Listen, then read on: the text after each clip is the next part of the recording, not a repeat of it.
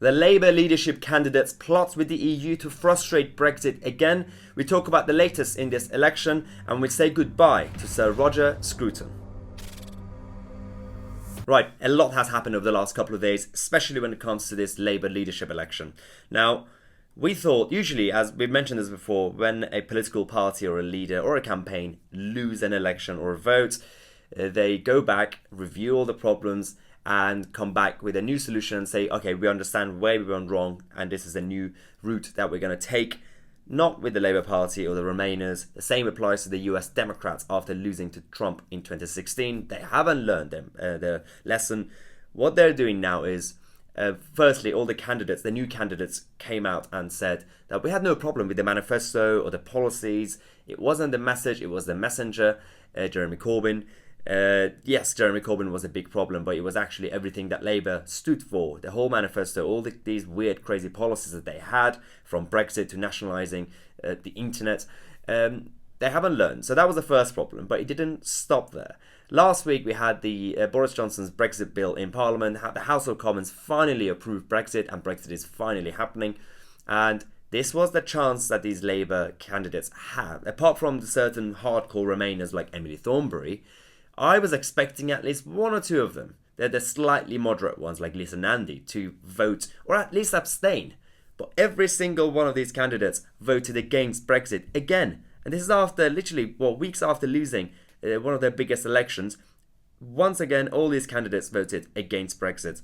But it doesn't stop here, because we have unconfirmed reports, according to my Labour sources, that these Labour candidates are now concerned about the next stage of Brexit. They want to go and have chats with the European Union, and they are more than willing to even go to the Supreme Court to make sure that the opposition, i.e. the Labour Party, are very involved in the next stage of the trade talks between the UK and the EU. And their defence line is that they want to avoid the UK falling off the cliff edge.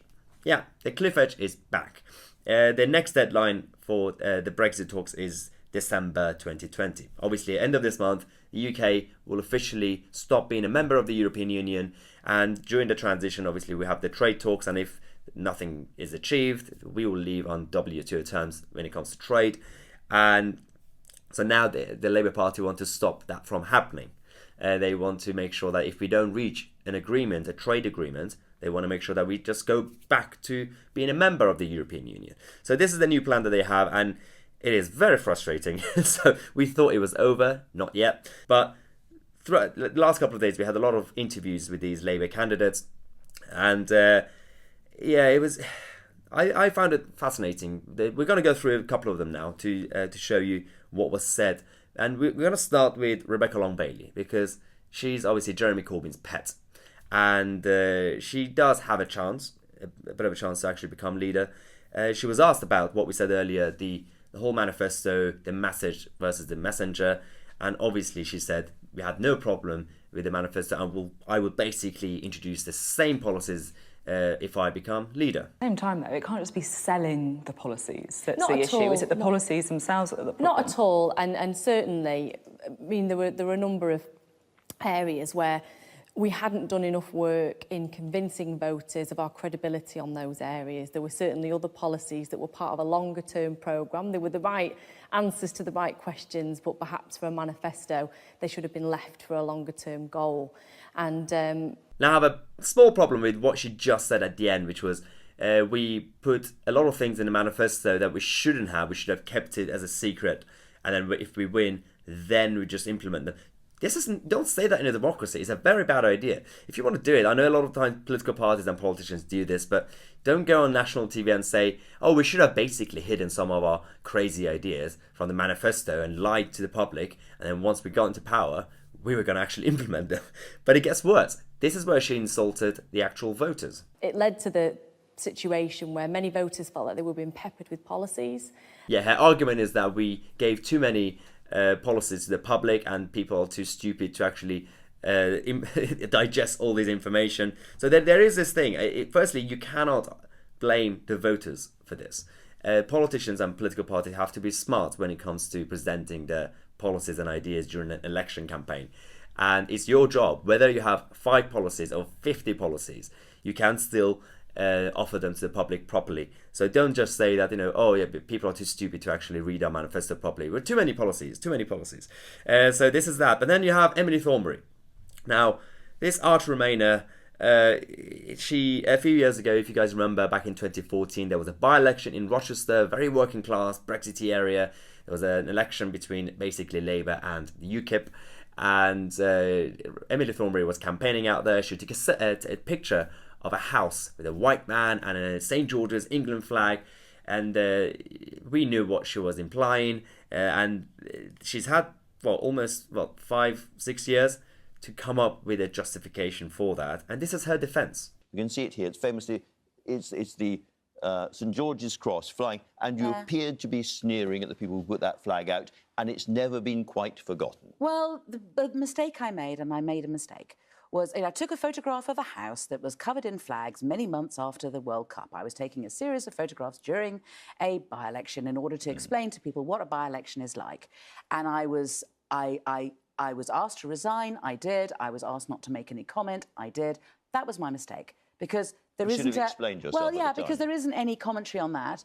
And so what happened was that people put their own prejudices into that and said, I was doing this and I was doing that. So her defense was this was out of context, but she didn't actually explain what the real context was. Again, we don't know what she really meant. Obviously, we know what she meant. Clive Lewis is next. We talked about this yesterday about the whole, he wants to have a referendum on the monarchy. We're not going to talk about whether it's a good idea or a bad idea. We already talked about that yesterday. My issue with this interview is that, so he was asked about his policy to have this referendum. And we know he's a Republican. He said he's a Republican. But when he's asked about, just watch a few seconds of this, because when he's asked about what his position is going to be, this is what he says. Why not have a referendum in this country on the future of the royal family? We're a democracy. I'd rather see us as citizens than subjects. So would you like to see a referendum on the future of the royal family? So what you'll see in the manifesto that we've launched today, which camera, this one, Transform to Win. Oh, cute. It's got a manifesto and everything. Anyway. If people wanted to have that referendum, then that would be up to them.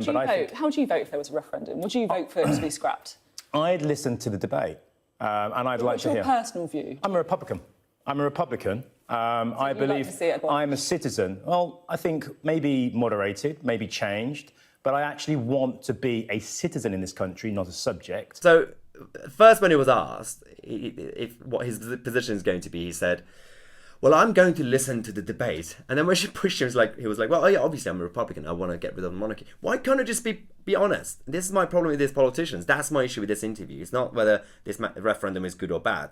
It's that they can't even be straightforward with their own position. It's the whole Jeremy Corbyn with Brexit all over again. And it's basically like this guy is saying chocolate is bad for you and we should ban chocolate. And I would campaign to ban chocolate. But when someone's asking him, so what your position is going to be based on this debate? Well, I'm going to listen to the debate to see if chocolate is good or bad. Well, you started this campaign. Now you want to listen to the debate about chocolate being healthy. So this is what we had. This is exactly why you look at these, the latest betting odds. According to Ladbrokes, obviously Keir Starmer is 1-2. He's leading. Rebecca Long-Bailey is second. Lisa Nandy is close to Long-Bailey, which is interesting, because we thought Jess Phillips would be third, but according to Ladbrokes, Jess Phillips is 20-1. And this is why Clive Lewis and Emily Thornberry are 100-1. Now, this is the Labour Party. It's a very unpredictable circus. Jeremy Corbyn at the time was about 1,000-1, and he became leader, so anything could happen. So we'll see how this actually ends.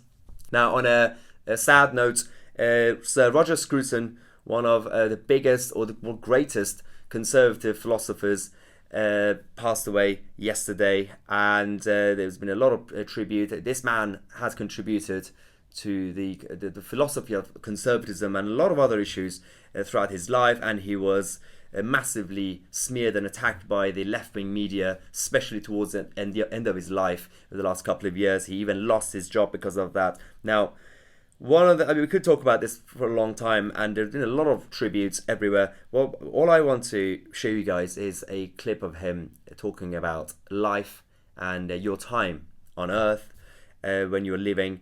And let's just watch this, and this is how we're going to end his tribute. Those 70 years that were given to you under subspecie eternitatis. They haven't been taken from reality. Nobody in the future is going to revisit them. But you will revisit them because they are yours. You won't revisit them in time, but that time is yours and is yours eternally. Yes, that time is yours and is yours eternally. Goodbye, Sir Roger Scruton, and thanks for everything.